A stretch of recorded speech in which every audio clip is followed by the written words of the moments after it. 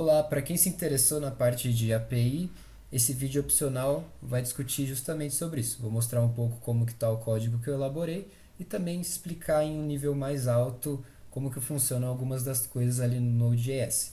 Isso aqui é mais uma aula introdutória, mas para realmente dar uma visão geral de como que isso está estruturado.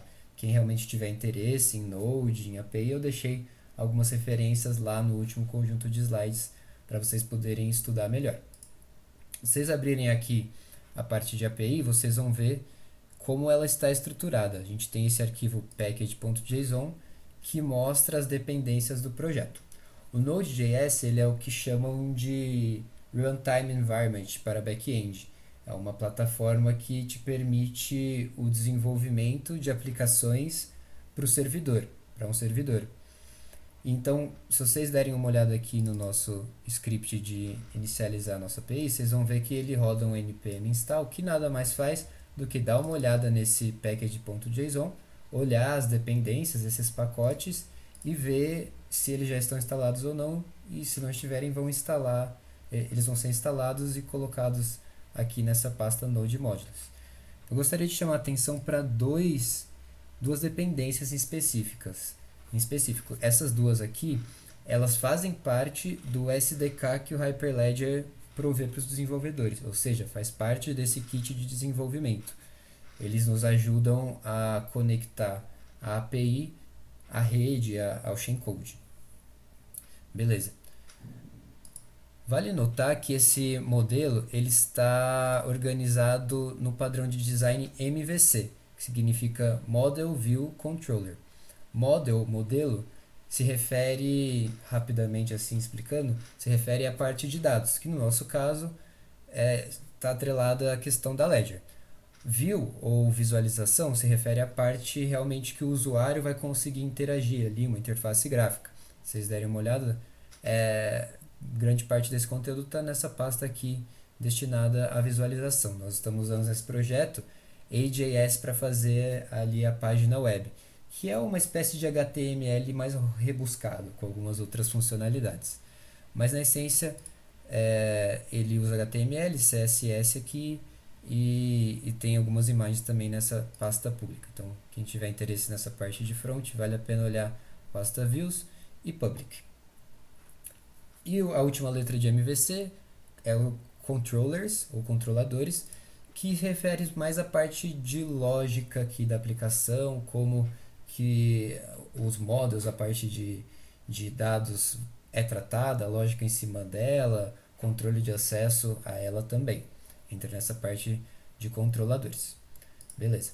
Se vocês olharem esse arquivo app.js, ele é uma espécie de main assim para o Node.js. Notem que a gente faz várias configurações, a gente utiliza também alguns pacotes já aqui, como é o caso do Express, que é um framework que auxilia no desenvolvimento de aplicações web. Hoje em dia é muito comum utilizar-se esse pacote quando se está usando Node.js. Ok, então vejam, quem quiser dar uma olhada mais a fundo, vão ver que tem várias configurações aqui, mas a parte que mais interessa realmente está aqui embaixo, onde nós definimos as rotas da nossa aplicação, ou seja, os caminhos, os endpoints. Se vocês lembrarem, quando o server se inicializa, ele te diz para acessar localhost e a porta 4000. Se isso aqui estivesse de fato em um servidor, para realmente pessoas conseguirem acessar a partir de um site, por exemplo, isso na verdade seria um IP e uma porta. E aí existiriam esses caminhos que deveriam ser acessados para poder se acessar determinado recurso aqui do servidor. Então, por exemplo, aqui a gente está usando localhost 4000 porque é tudo feito realmente localmente. Porém, se isso aqui estivesse no servidor, o caminho seria HTTP ou HTTPS, IP, a porta para se acessar nesse servidor, e aí o caminho. Então, vamos supor que a gente estivesse nesse site, esse site estivesse rodando em um provedor, em um servidor, e o back-end estivesse rodando em outro servidor, por exemplo. a pessoa conseguiria acessar esse site através do domínio, né, como se faz normalmente. E aí, supondo que ela quisesse fazer um invoke, inserir um carro, ela clicaria nesse botão submeter, e o que esse botão faz por debaixo dos panos nada mais é do que mandar essa requisição para essa rota que está configurada no outro servidor, no servidor do back-end. Então, no nosso caso, a gente definiu para ser este o caminho, sempre que for uma rota de invoke. Se vocês se lembrarem, a gente definiu aqui invoke. Ele utiliza esse outro arquivo aqui que especifica ainda mais outras rotas. Então a gente poderia colocar várias rotas distintas que começariam com /invoke. Nós temos no caso só uma, que é de criar o carro.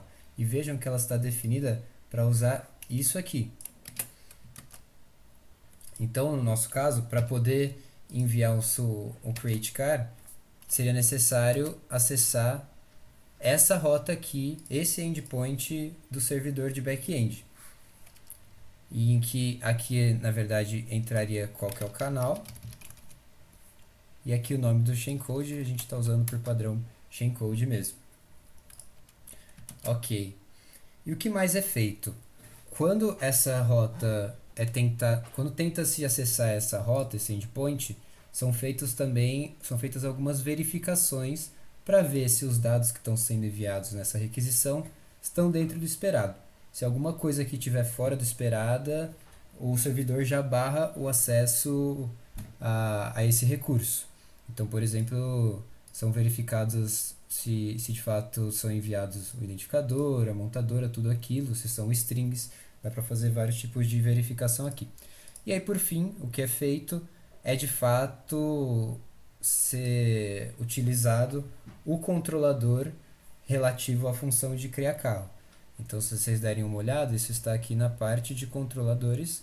Eu também criei um arquivo especificamente para os controladores do tipo invoke. Então, nós temos a nossa função aqui, que ela é chamada quando alguém tenta acessar essa rota. E o que ela está fazendo nada mais é do que recebendo todos os argumentos ali, os parâmetros da requisição, e acessando o shellcode. Então aqui ele já ele já está usando o SDK que o Hyperledger nos provê para poder fazer a integração com o shellcode.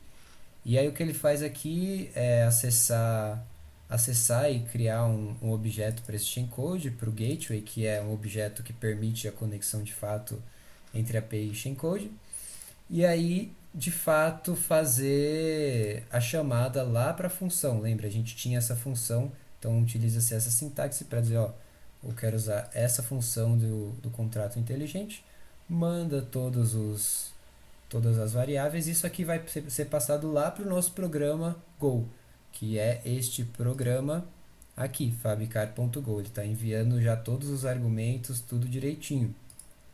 Notem que interessante. O que nós estamos fazendo aqui é integrar um código JavaScript, afinal de contas Node.js é baseado em JavaScript, com um código Go, que é o código do shellcode. E tudo isso só é possível por conta da SDK do Hyperledger para Node.js. Ela permite essa integração por meio de funções, como é o caso dessa submit transaction. E ao final o que acontece é que a gente espera um resultado lá do shellcode, ele vai dizer se foi bem sucedido ou se não foi bem sucedido, e com base nisso a gente retorna também, esse endpoint da API retorna uma mensagem de sucesso ou não, que se traduz, se vocês lembrarem aqui quando a gente clica em submeter, naquela mensagem em verdinho de sucesso no front-end.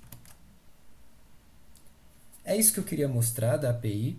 Como eu disse, a ideia era mais fazer um apanhado geral, mas se vocês tiverem interesse em aprender mais sobre Node e API, eu deixei uns materiais que eu gosto bastante lá na referência.